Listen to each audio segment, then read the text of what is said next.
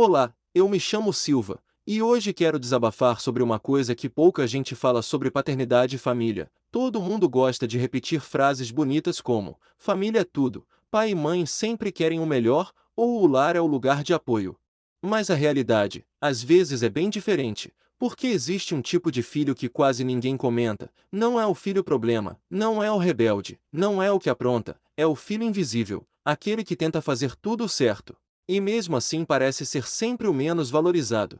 Agora, imagina a cena: você está no seu quarto, concentrado, escrevendo um roteiro, pensando em ideias, tentando criar alguma coisa, talvez um vídeo, talvez um projeto, algo que você acredita. A cabeça focada, trabalhando, tentando construir alguma coisa. Aí, do nada, você escuta vozes na outra sala. É sua família, falando de você, só que eles acham que você está dormindo. E aí vem as risadas, os comentários, as críticas, as piadinhas falando um monte de coisa sobre você, sem nem saber o que você estava fazendo. E é curioso, porque são exatamente essas pessoas que vivem dizendo que querem o seu bem. Mas na primeira oportunidade, estão te diminuindo pelas costas. É como se existisse um tipo de lógica estranha dentro de algumas famílias. Se o filho está quieto, ele é preguiçoso. Se está tentando algo novo, é perda de tempo. Se está trabalhando em algo diferente, é coisa de vagabundo. Nunca é suficiente, nunca é sério o bastante, e nunca é digno de respeito. Tem família que trata apoio como se fosse um luxo, algo opcional, mas crítica, essa vem de graça. E o pior é quando essa crítica vem carregada de desprezo. Aquela risadinha, aquela frase venenosa: ele não fez mais que a obrigação. Essa frase é uma das mais cruéis que existem dentro de casa, porque ela apaga qualquer esforço. Você ajuda? Obrigação: você tenta melhorar? Obrigação: você se sacrifica?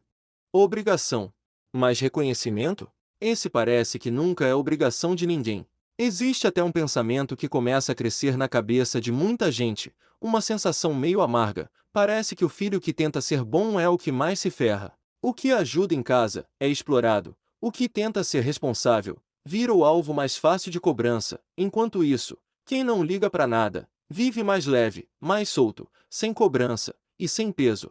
É quase como se algumas famílias respeitassem mais quem dá problema do que quem tenta fazer o certo.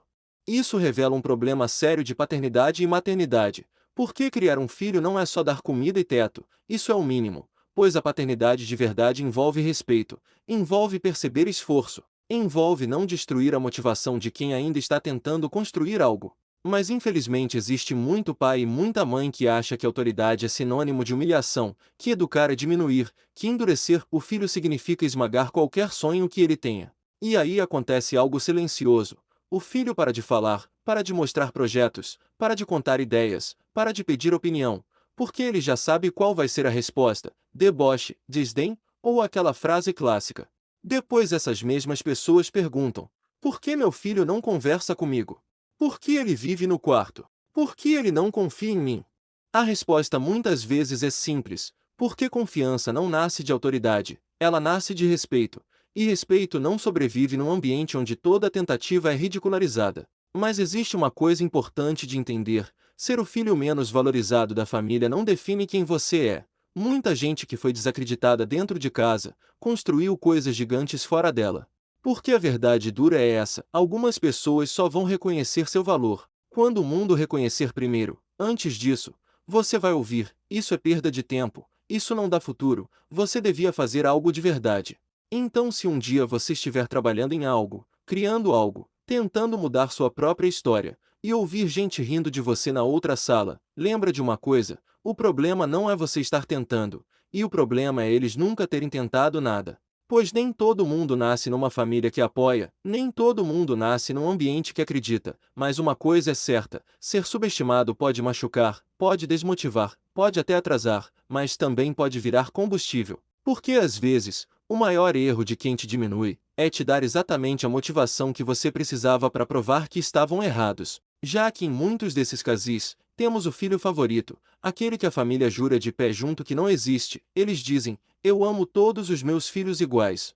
E essa é uma das frases mais repetidas dentro de casa, e também uma das mais mentirosas em muitos casos. Porque na prática, todo mundo vê: um filho pode errar tudo e continua sendo tratado como ouro, outro pode fazer tudo certo e continua sendo tratado como problema. E quando alguém aponta isso, a resposta vem rápida: você está exagerando, isso é coisa da sua cabeça, você está com inveja do seu irmão. É assim que começa o gaslighting familiar, negar algo que todo mundo enxerga. Tem pai e mãe que criam um filho como se fosse investimento, e outro como se fosse peso. Um recebe elogio, o outro recebe cobrança, um recebe paciência, o outro recebe sermão, um recebe orgulho, o outro recebe silêncio, ou piada. E depois querem fingir que trataram todos iguais, mas não trataram, e todo mundo sabe.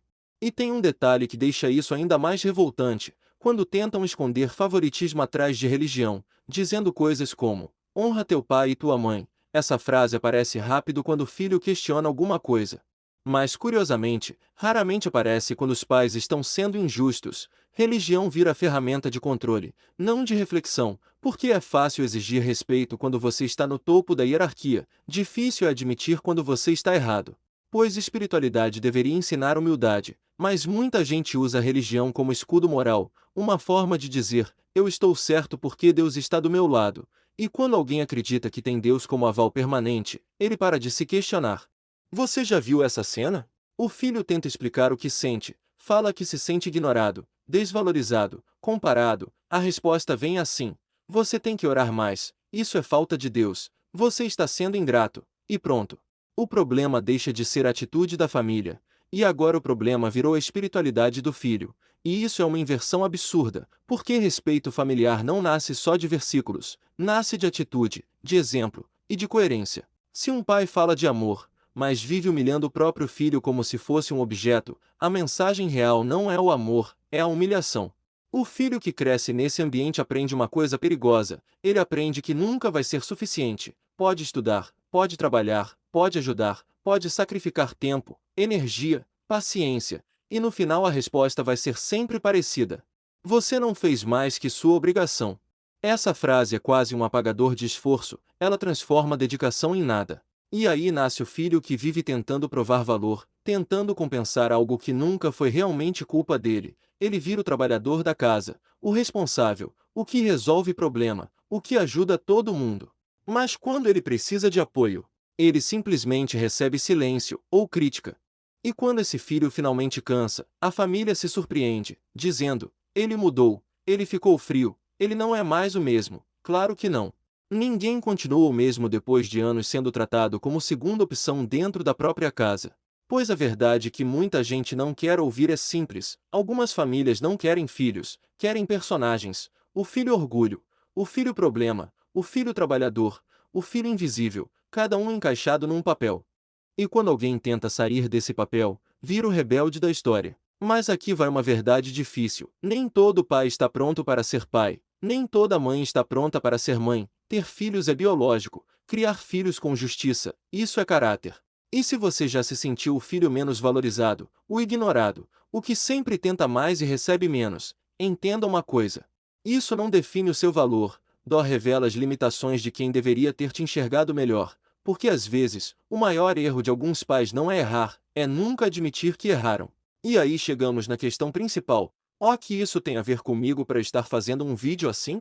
Tem tudo. Porque eu não estou falando disso como observador, eu estou falando disso porque eu vivi grande parte disso. Eu nasci em uma família com uma religião que eu nunca gostei de verdade, mas mesmo assim eu respeitei, nunca saí brigando. E nunca fiquei atacando, nunca me senti parte daquilo, e mesmo assim tentei seguir em frente. Na escola também não foi fácil, eu sempre fui grande, e quem já foi diferente na escola sabe como é. Vira alvo fácil de bullying, piadas, provocações, e o mais curioso é que muita gente acha que tamanho significa agressividade. Mas a verdade é o contrário: eu evitei muitas brigas, não porque eu não pudesse lutar, mas porque eu não gosto de machucar ninguém.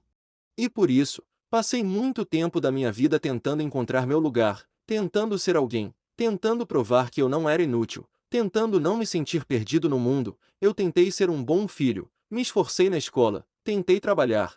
Mesmo tendo minhas próprias limitações físicas, tentei ajudar, tentei melhorar, tentei fazer alguma coisa da minha vida.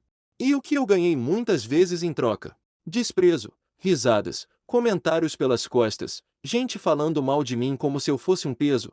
E o mais irônico é que enquanto eu fico quieto, todo mundo se sente confortável em falar o que quiser, mas quando eu começo a me defender, de repente eu viro o errado da história.